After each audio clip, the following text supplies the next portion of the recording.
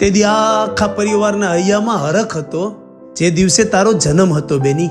તું નાની નાની પગલી ભરતી, તારા નખરા, તારી કાલી ઘેલી બોલીથી આંગણું ઝળહળી ઉઠ્યું.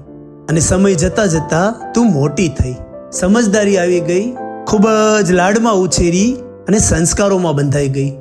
અને આજે તું મમ્મીની જેમ રસોઈ બનાવે છે અને પપ્પાનું પણ ધ્યાન રાખે છે, અને તારા ભાઈ સાથે મજાક મસ્તી કરી હંમેશા હસતો રાખે છે કે તું આજે આપણા ઘરની રોનક બની ગઈ છે.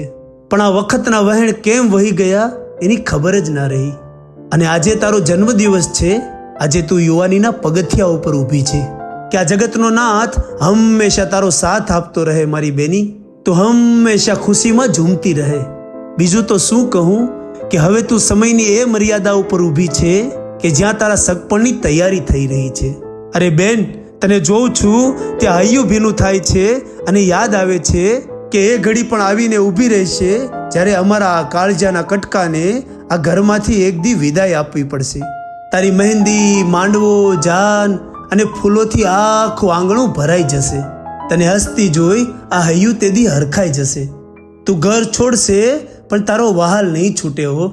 પણ એ વાત યાદ રાખજે મારી બેન કે સુખમાં કે દુઃખમાં, સંસારના ગમે તેવા પડાવ પર તું ખાલી પાછું વળીને જોજે, તારો આ ભાઈ હંમેશા તારી પડખે ઊભો હશે મારી બેન, તારી પડખે ઊભો હશે હો.